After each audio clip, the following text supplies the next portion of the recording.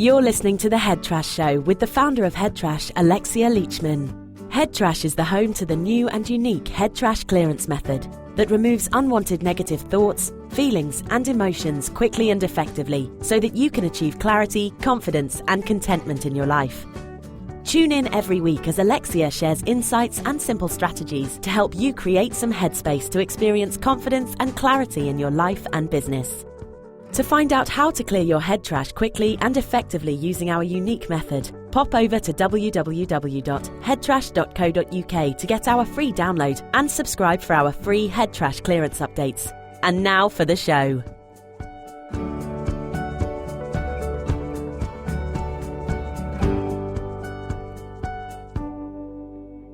Hello and welcome back to the Head Trash Show. This is me, your host, Alexia Leachman. Thank you so much for joining me today. Now, I don't know where in the world you are today or this week, but this week in the UK, it's been absolutely glorious sunshine and I'm totally loving it. Anyway, back to today's show. Today, I want to talk about feeling trapped. Now, is this something that you are currently feeling? Or maybe you've sort of got glimmers of this feeling that kind of poke into your life every now and then and it just makes you feel a little bit uncomfortable. So I thought I'd spend a bit of time talking about feelings of being trapped. Now the reason I want to talk about this today is because these feelings of feeling trapped don't need to stay in your life. You can banish them, you can get rid of them, you can show them the door. And that's what I want to help you to do in today's show so that you can have more freedom, or at least feel like you have more freedom. And at the end of the day, that's what this is all about. We're talking about feelings, and feelings aren't actual solid written in stone things. They are things that we can change. These are things that we can do something about, and that's what I want to help you to do today. So in terms of feeling trapped, what I want to do is really talk a little bit around this subject so that you can maybe try and trace a route back to its cause to find out how you can maybe get rid of your own personal feelings of feeling trapped and why they might be showing up in your life. So when it comes to feeling trapped for you, do you know in what capacity that is? Maybe it's your job. Maybe you feel trapped in your job and you don't like your job. Maybe you feel trapped in a relationship. Or maybe you feel trapped in the town that you live in. But newsflash, it's just a feeling, like I've just said. You're not actually trapped. So unless you're locked in a cell or a cage or tied to a wall, then these are just feelings and we can sort this out. So there is hope. There is hope. Let me tell you, there's hope. But what I'm not suggesting here is that we're going to start giving it a load of positive thinking. So I'm not going to ask you to start meditating on the idea of feeling free and just wish this into your life or doing any positive affirmations, because that will not work. As much as affirmations are really useful and can be really helpful, for something like this, it just will not work. What we need to do, we need to go deep. We need to start rewiring your thinking. We need to do some repatterning. So why are you feeling trapped? Well, if you're experiencing feelings of being trapped, then it's likely that one of your key values in your life is freedom. So you love freedom and therefore you hate being trapped. And the thing is, these are natural opposites. And so your love for one of them is going to feed your hate of the other. And the more you love one, the more you're going to hate the other. So why is that? Well, it's all to do with Newton's third law. And you're thinking, Newton's third law, what is she on about? Since when does physics come into this? Well, it's absolutely relevant. Let me tell you what I mean. Newton's third law, if you can't remember it, is this. For every action, there is an equal and opposite reaction. And so that means for every force, and when we're talking about the energy that love energy that you have for freedom, that's a force, that's an energy. So this means that for every force, there is a reaction force that is equal in size, but opposite in direction. And that's what Newton's third law is all about. Now, who says that you can't apply Newton's third law to our emotions and the energy about our emotions? Because we all know that everything in the universe is energy. So why doesn't Newton's third law apply to emotional energy? There is absolutely no reason why not. So let me get back to the freedom trap thing. So if you love freedom, and a lot of us do, let's face it, freedom is something that we all strive for. You know, we want to earn more money because it gives us more freedom, not because the things that it can buy us, it's usually because we want to have choice in our life. We want freedom in our life. And so by loving freedom so much, what we're actually doing is also piling a load of hate energy onto the trapped thing. And so the minute we start feeling a little bit trapped, it really does become quite suffocating in a very strong sense for us. And that can make us feel quite stuck and incapable of moving forward, when actually the thing that we want the most is to feel free. And this is made even worse because of our desire for freedom. So we really are getting ourselves into a right old tangle. So how are we going to get out of this mess? Well, the answer is this. You need to clear the excess emotional energy that exists at both ends of this dynamic. So, in other words, you need to create neutrality around freedom and trapped. And if you've been listening to this podcast for a while, you'll know exactly what I mean when I'm talking about creating neutrality. But for those of you that haven't heard me witter on about neutrality or clearing excess emotional energy, let me explain myself. Neutrality is this. It's the absence of emotionally charged negative thoughts, feelings and emotions, thereby giving you freedom, choice and flexibility in thought, feeling and action. Let me say that again, because this is really important. This is a really important point. Neutrality is the absence of emotionally charged negative thoughts, feelings and emotions, thereby giving you freedom, choice and flexibility in thought, feeling and action. So let me give you some examples now of someone I know who I believe is showing some classic signs of having an imbalance when it comes to freedom and trapped. Because it's all very well me talking about the theory of all this, and it can feel a little bit sort of, well, hang on, what on earth is she on about? How does this look in real life? So here's a few examples that I think will really help to illustrate how this can show up for you.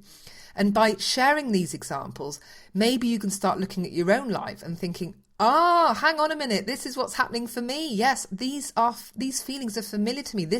I can see this happening all around me. So this is the example I want to share with you. Okay, so this person I know, let's call them Dave. Now, Dave wants to buy an Apple iPhone 6. Now, don't we all want to buy an Apple iPhone 6?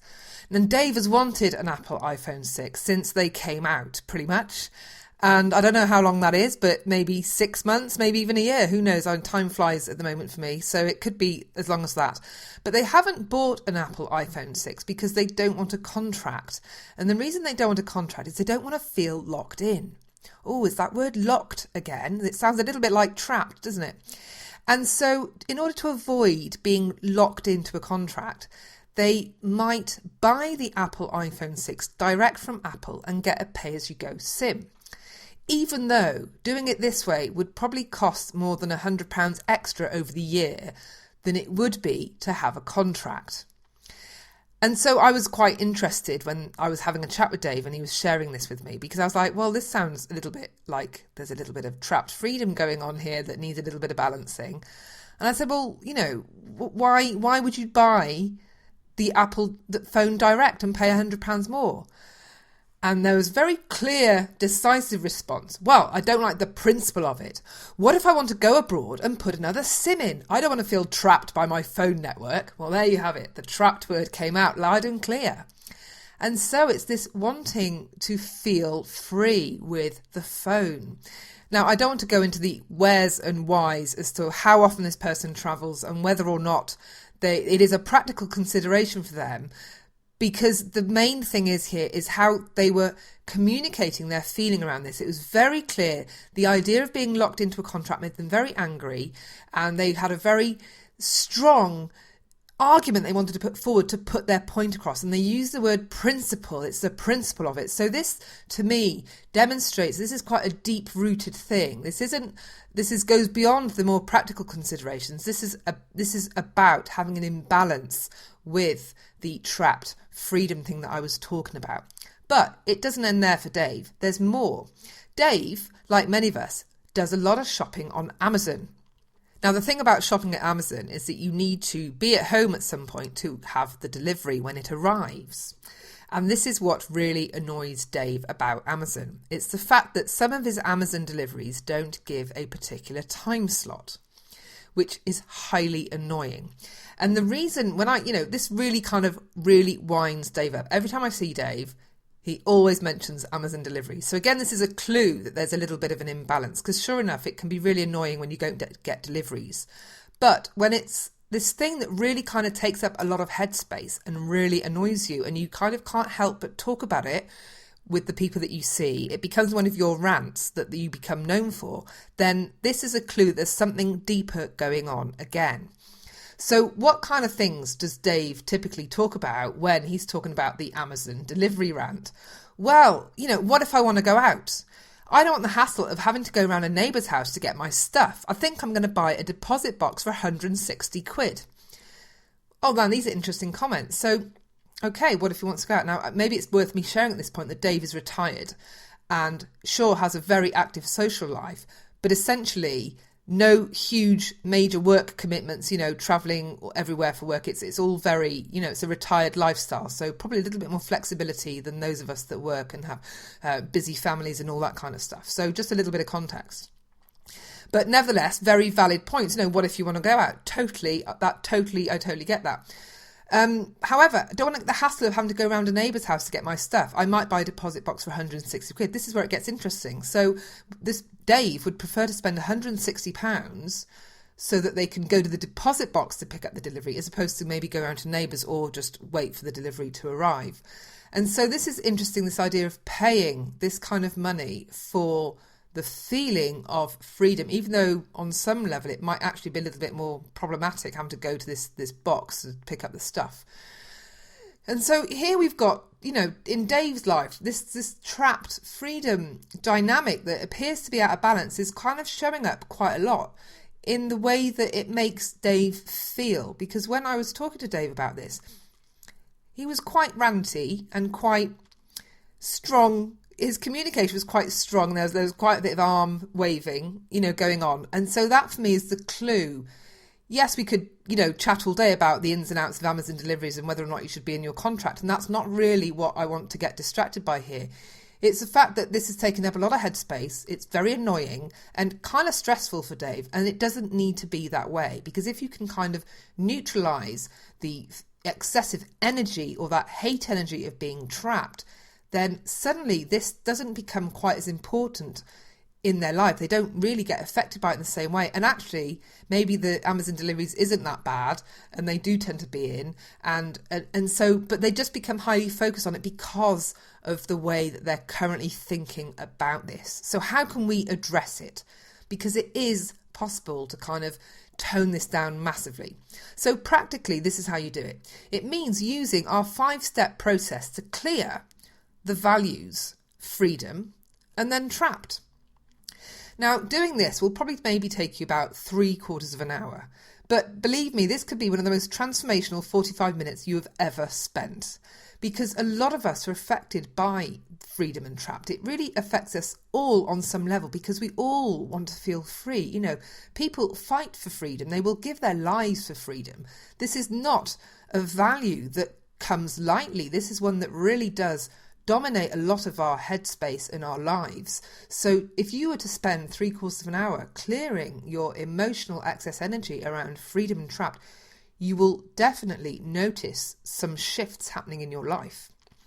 But this is not definitely going to resolve your problem, because you might actually have some value conflicts going on too.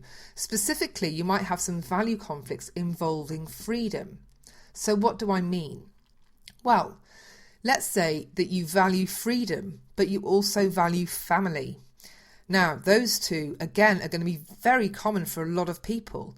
But the problem is family is often on a direct collision course with freedom, because family doesn't necessarily equal freedom, does it? The kids have to go to school, they need looking after, you can't go out, they need, childcare, babysitting. I'm going through this right now, so it's a very sore one for me. And certainly you kind of have to let go of the freedom thing while you've got the family thing going on, unless you decide to just, sell the house and go sailing around the world as a family, homeschooling the works. And some people do that because the need for freedom is so strong, and they find a way of reconciling those two. But many people can't reconcile the family freedom thing. And some people just check out of the family setup just to feel free. So that might mean, having an affair, walking away, not staying within that family environment because it simply just feels too stifling and they feel trapped by the family. And yet the family aren't doing anything. It's just that sense that they just don't have the freedom that they yearn. So freedom and family are very often in direct conflict. And if you don't neutralise those two values, again, using our 5-step process, you can do that, then you might find that they're in conflict and they could be giving you some problems.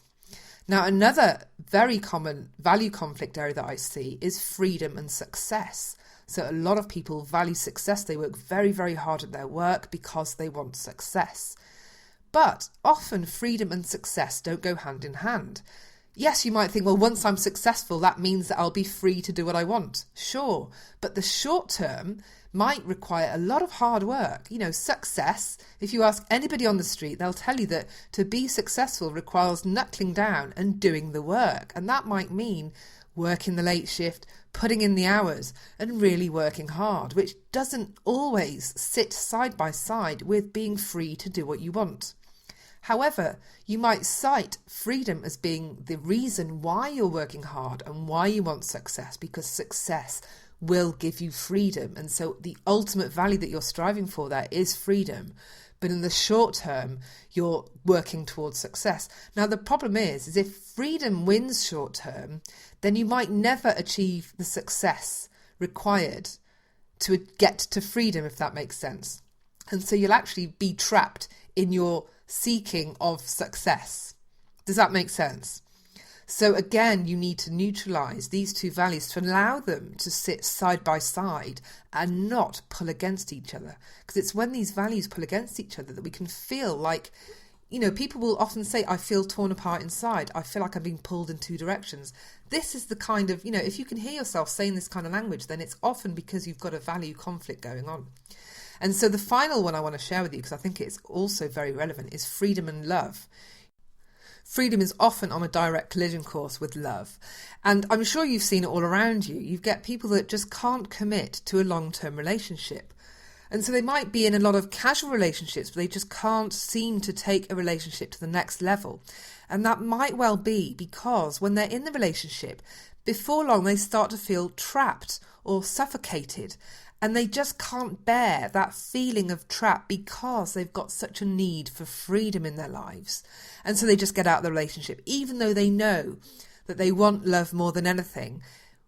Unfortunately for them, their need for freedom completely surpasses their need for love. And they end up in this situation that just makes them deeply unhappy.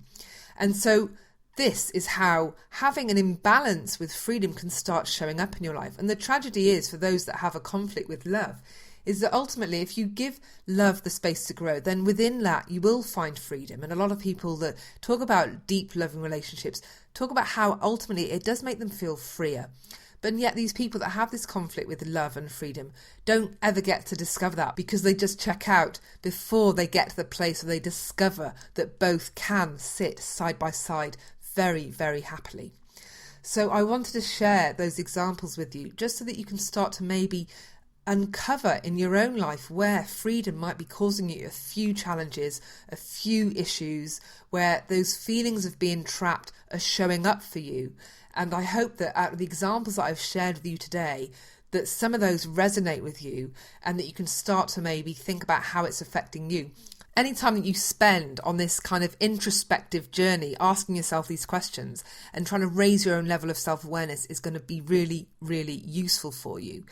But ultimately, even though that self-awareness is really, really important, it's still going to be even more important to just make that change in terms of rewiring yourself, repatterning yourself. And that is why I think it's important that you do the 5-step process on both freedom and trapped, because that is ultimately when you're going to start seeing those shifts. But for me, I think it's important to do the self-awareness piece and the clearance piece together, because that's where you are going to get the most benefit. And I'm just going to share one final thing that I think might be really useful for you to do before you sit down and do the clearance piece, and it's this. Write down, get a piece of paper, split the page into 2 halves, 2 columns, and at the top of one column, write down the word freedom, And at the top of the other column, write down the word trapped. And under freedom, you want to write down 20 reasons why freedom is a bad thing. Yeah? 20 reasons why freedom is a bad thing. And then under trapped, I want you to write 20 reasons why being trapped is a good thing. So this might sound like an odd exercise to do, but this could be really powerful and really, really interesting for you. And the reason I say 20 is because I really want you to get creative. I really want you to start thinking about new ways of approaching the challenges that you've got in your life, because you might find that freedom really does impose too much of a cost for you in your life, and you might decide to start making changes even without needing to do the clearance work. But also you might discover that there's some beauty in being trapped. You might find that you start discovering things about your life that maybe you're not. So even if you don't want to do the clearance work, why not, when you're stuck in traffic one day, or when you're stuck on commuting on a horrible train ride, then why not just write a list of 20 reasons why freedom is a bad thing and why being trapped is a good thing, and see where you land, see what happens to your thinking. And do let me know how this works for you. Do let me know where you're at with the freedom trapped thing, and let me know if you do a clearance and how that is manifesting in your life, what kind of differences you're observing. And also where you get to if you do the exercise where you're brainstorming the 20 things, the 20 reasons why each of those is good and bad. I really want to know. If you want to come and find us on the Facebook page, then you come and do that. Head Trash on Facebook, we're there. But also just email me, hello@headtrash.co.uk, and let me know how you get on. I'd love to hear all about it. So I hope that today has been a useful episode. If you have any questions, again, you know where I am, just email me. And I'll see you guys again next week. Bye. Thanks for tuning in. You've just been listening to Alexia Leachman here on The Head Trash Show. If you enjoyed the show, she'd really appreciate you leaving a review on iTunes. And don't forget to pop over to www.headtrash.co.uk to get your copy of the free 5 Steps to Clearing Head Trash guide. Stay tuned for upcoming episodes for more strategies, tips and how-tos for clearing your head trash and reclaiming your headspace. Until next time.